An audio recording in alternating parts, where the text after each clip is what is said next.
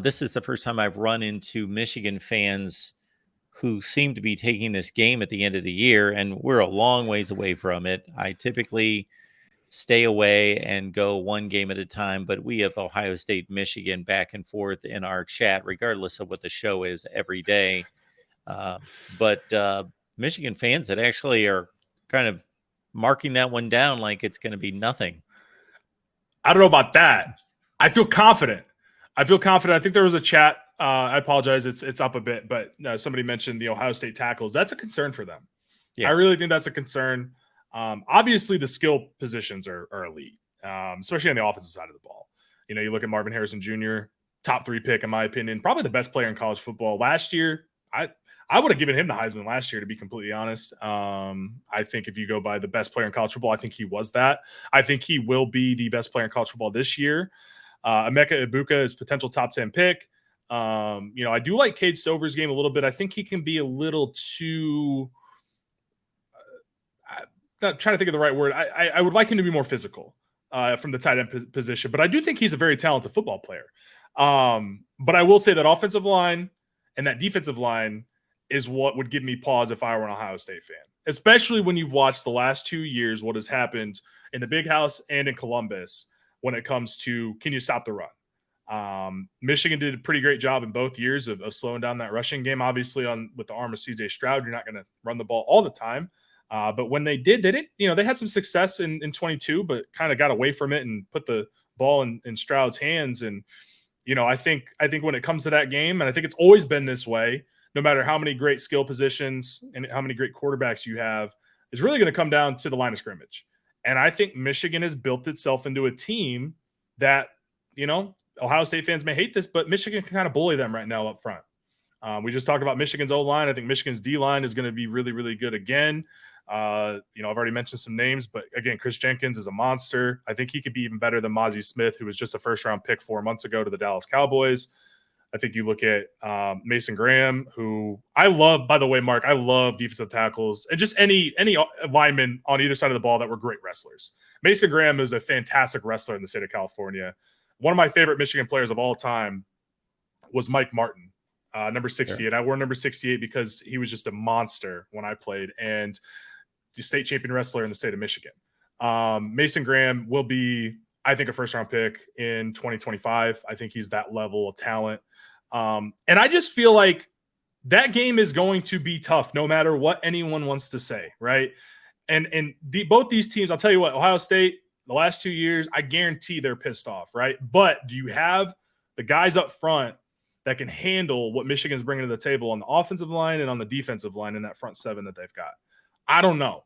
Like when I look at those offensive tackles at Ohio State, they're starting to transfer from San Diego State, who is not highly graded by Pro Football Focus. And that's not gospel to me, but I think it paints a picture of what a player's overall ability is. And I believe their right tackle is going to be Josh Fryer, who played against Michigan last year at guard due to an injury and was not great. So if I'm an Ohio State fan, that's the main concern that I have is in the trenches. Can you hang? Because look, I'll give you 10 for 120 for Marvin. That's all day going to happen, right? Even against Will Johnson, that's going to be a battle of a matchup, by the way. I'm not saying it's going to be easy. I need to see more from Ohio State this year. And that's been probably one of the first times in my life I've ever had to say that line.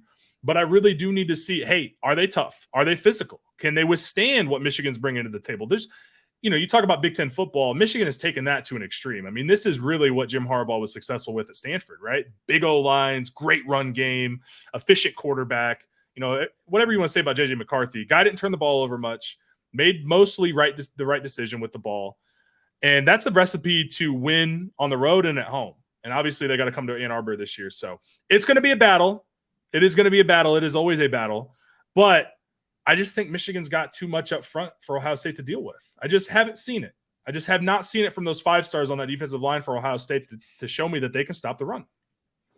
And that was going to be my next comment about the Ohio State defensive line should be a wrecking crew. They should be. And they are on occasion, but they aren't consistently. It has not happened. Real quick, Mark, looks like Daniel said only Michigan players improve and get better, I guess. Look, I'm not saying Ohio State players are not going to get better. And I'm not saying only Michigan players are going to get better, but I watched Teron Vincent, who was a former 5-star stud that I wanted at Michigan, do nothing. He went undrafted. I watched Zach Harrison, 5-star, top 15 player in the country. Sure. I don't remember his name called once. All I heard from the Penn State game to the Michigan Ohio State game when JTT had a monster game. Absolutely. Guy's got all the talent in the world. I need to see it on the field, man. Like I need to see Jack Sawyer, top 5 player in the country. I need to see these guys perform at that level before I'm going to crown them. That's just as simple as that, man. I mean, that's a bit of a ridiculous statement made in the chat there, because I get it. You can cherry pick individuals, but how is the most successful team in the conference in the NFL draft not developing players? No, 100%. They do. They 100% do. They've got. You look at NFL roster. I mean, you could probably build an Ohio State team with their NFL players. But I just on that defensive line, and I know Larry Johnson has been a legend, but if you look outside of the Bosas and Chase Young, there hasn't been a ton of development there. I mean, Zach Harrison should have been a first-round pick with those measurables, and he wasn't, right? And that's a concern if I'm an Ohio State fan that I would have. Yeah, I do think that there's a defensive line that's underachieving, but man, I would go more to the offensive front, and I would go to the secondary if I'm Ohio State and concerned about the entire season, not just the Michigan game. Shoot, they got to get through Penn State, they got to get through Notre Dame, Wisconsin on the road, a number of tests before it comes down to Michigan. So I got to tell you, I haven't made a pick on this race. Because I got to say that when I just go to check boxes, most of those go in Michigan's direction. They're playing the game at home. They've got a lighter schedule beforehand. They have, again, stability everywhere. I don't have question marks about Michigan. I have got question marks about Ohio State at quarterback to a certain extent, although I don't take it to the degree that a lot of people do, because when have they not answered the question of a quarterback who's never thrown a pass before becoming the best player or the best quarterback in the league? But for me, it's more offensive line and it's defensive secondary, where their secondary play the last 3 years hasn't come close to what it was under Urban Meyer and before that. So way too many questions for Ohio State versus Michigan in my book, although I just think there is a top-end talent gap for Ohio State in Ohio State's favor. I think their NFL draft haul this next year, and I know Michigan's is going to be high as well, but the top end of it is going to be maybe unprecedented, at least by a Big Ten team. Yeah, I mean, I'm reading the comments. They're very great. I appreciate the Ohio State fans tuning in. Yeah, I mean, look, I'm not sitting here saying that Ohio State doesn't have a hell of a lot of talent on that roster, because they do. My point is can they stand up to Michigan's run game in the offensive line? Because they're going to get a lot of guys drafted. I mean, they do every year, right? I mean, you've got 2 top 10 picks at receiver. You've got a potential first-round pick in Travion Henderson, who was banged up last year, and I think is a very good running back. So, yeah, I think my point here is just that I need to see Ohio State's ability to stop Michigan running the ball, because they haven't the last 2 years. So Ohio State fans, I'm sorry. I didn't mean to make y'all feel a certain type of way, but I just feel that when you look at this game, it's going to be one in the trenches, right? And you have all the 5 stars in the world. Can they get down and dirty? Can they stop the run? That's the question that I got. Can you answer that question for me? No, we won't know until November 26th. But like you said, Mark, that Penn State game is going to be a great barometer. And the Buckeyes got them at home. I will say this. I would take Ohio State over Penn State. I know Penn State's getting a lot of love right now, but yeah, another team breaking in a first-team quarterback. Next. Yeah, I mean, breaking another first-year quarterback, first-year starter. Not everyone's going to be C.J. Stroud, right? Not everyone's going to be Justin Fields. Not everyone's going to be Dwayne Haskins. I mean, goodness gracious. You know, if you want some kudos, Buckeyes, your quarterbacks have been unbelievable the last half decade.